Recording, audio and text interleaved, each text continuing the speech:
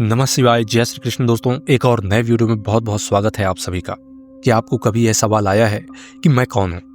क्या मैं यह शरीर हूँ जो हर पल बदलता रहता है, या मैं कुछ और हूँ जो सदा एक जैसा रहता है? अगर यह सवाल आपके मन में आया है तो इस वीडियो को अंत तक देखें, क्योंकि इसमें आपको ऐसे उत्तर मिलेंगे जो आपके जीवन को पूरी तरह से बदल सकता है।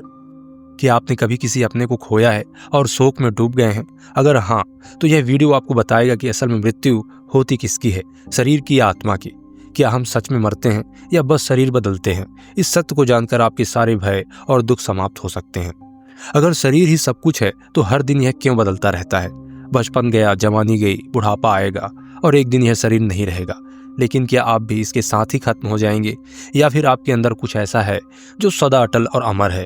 इस वीडियो में आपको इसका स्पष्ट उत्तर मिलेगा। अगर आप अपने असली स्वरूप को जान लें तो जीवन में कभी दुख नहीं होगा। गीता का सबसे पहला और सबसे महत्वपूर्ण ज्ञान यही है कि तुम शरीर नहीं हो, तुम आत्मा हो। अगर किसी यात्री का होटल बदल जाए तो क्या वह खुद भी बदल जाता है? नहीं, लेकिन हम शरीर बदलते ही सोचते हैं कि सब कुछ खत्म हो गया। यह सबसे बड़ी भूल है।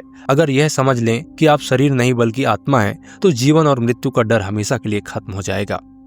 तो आइए दोस्तों, अब शुरू करते हैं। रहस्य को जानते हैं कि वास्तव में शरीर क्या है और शरीरी क्या है, अर्थात आत्मा क्या है। शरीर और शरीरी दो अलग अलग तत्व हैं दोस्तों। शरीर और शरीरी अर्थात आत्मा का आपस में कोई संबंध नहीं है।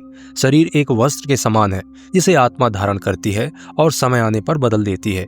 यह वैसे ही है जैसे कोई व्यक्ति पुराने कपड़े उतार कर नए कपड़े पहनता है। कपड़े बदलने से पहनने वाला नहीं बदलता, उसी प्रकार शरीर बदलने से आत्मा नहीं बदलती। शरीर नाशवान है, आत्मा अविनाशी है। शरीर एक दिन मिट जाता है पर आत्मा कभी नष्ट नहीं होती।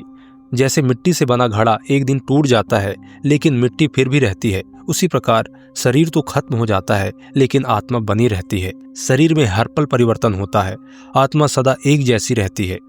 हमारे शरीर में प्रतिदिन कुछ न कुछ बदलाव होता रहता है। बाल सफेद हो जाते हैं, त्वचा झुर्रियों वाली हो जाती है, शरीर कमजोर हो जाता है, परंतु आत्मा पर इन बदलावों का कोई प्रभाव नहीं पड़ता। जैसे सूर्य हमेशा वैसा ही चमकता रहता है, भले ही बादल उसके सामने आ जाएं और हमें दिखाई न दें, वैसे ही आत्मा सदा अटल और अपरिवर्तनीय रहती है। शरीर और शरीरी दोनों ही शोक करने योग्य नहीं है। शरीर का नाश तो निश्चित है, इसलिए उसके नष्ट होने पर शोक करना मूर्खता है, और आत्मा कभी नष्ट नहीं होती, तो उसके लिए भी शोक करने की कोई आवश्यकता नहीं है। जैसे एक यात्री किसी होटल में ठहरता है और कुछ दिन बाद वहां से चला जाता है, तो क्या उसके जाने पर होटल को शोक करना चाहिए? नहीं, क्योंकि वह वहां कुछ समय के लिए ही था। वैसे ही शरीर एक धर्मशाला की तरह है जिसमें आत्मा कुछ समय के लिए रहती है और फिर चली जाती है। ज्ञानी व्यक्ति किसी की मृत्यु पर शोक नहीं करते। जो व्यक्ति इस सत्य को जान लेते हैं कि शरीर बदलता रहता है और आत्मा अमर है, वे मृत्यु पर शोक नहीं करते। जैसे एक कुम्हार पुराने बर्तनों को तोड़कर नए बर्तन बना लेता है, वैसे ही आत्मा नया शरीर धारण कर लेती है। इस सत्य को समझने वाला कभी शोक नहीं करता। गीता का पहला उपदेश ही शरीर और आत्मा के भेद से आरंभ होता है। अन्य दार्शनिक ग्रंथ आत्मा और अनात्मा का वर्णन अलग तरीके से करते हैं, लेकिन गीता इसे बहुत सरल और प्रत्यक्ष रूप में समझाती है। गीता यह बताती है कि मैं शरीर नहीं हूँ, मैं आत्मा हूँ। जब तक कोई स्वयं को शरीर समझता रहेगा तब तक वह दुख सुख में फंसा रहेगा और मुक्ति नहीं मिलेगी। असली भूल शरीर को अपना मानना है और आत्मा को भूल जाना है। जो वस्तु सदा हमारे साथ रहे वही हमारी असली चीज हो सकती है। शरीर तो हमेशा बदलता रहता है, बचपन, जवानी, बुढ़ापा और अंत में मृत्यु, लेकिन आत्मा कभी नहीं बदलती। जैसे कोई सोने की अंगूठी को अपनी असली संपत्ति मान ले और अपने अमूल्य हीरे को भूल जाए तो यह उसकी सबसे बड़ी भूल होगी। उसी प्रकार शरीर को अपना मानना और आत्मा को भूल जाना सबसे बड़ी गलती है। आत्मा सर्वव्यापी और स्वतंत्र है।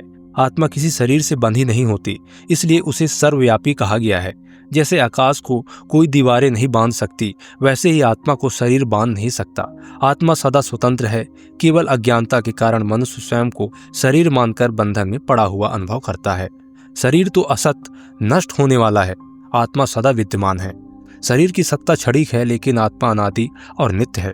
जैसे कोई वीडियो पर्दे पर चलता रहता है लेकिन पर्दा वही का वही रहता है। शरीर फिल्म की तरह बदलता रहता है, पर आत्मा पर्दे के समान स्थिर रहती है। मनुष्य शरीर में ही आत्मा का ज्ञान हो सकता है।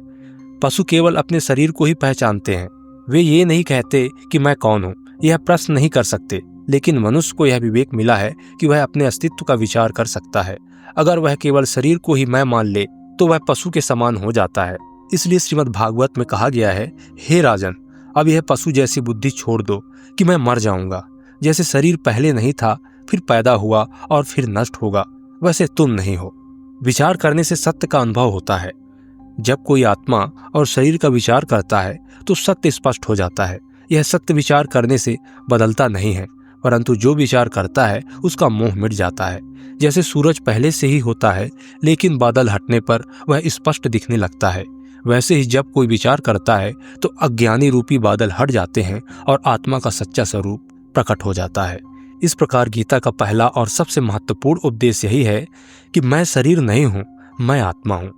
यदि इस सत्य को जान लिया जाए और अनुभव कर लिया जाए तो जीवन के सारे भय, दुख और शोक समाप्त हो जाते हैं। तो दोस्तों, गीता की तरह आप अपने आप को बदलने का प्रयास करें, क्योंकि जीवन इसीलिए मिला है। यदि यह वीडियो आपको पसंद आया हो तो जरूर हमारे चैनल को सब्सक्राइब करें, लाइक करें और दूसरों को शेयर करें। नमः शिवाय। जय श्री कृष्ण।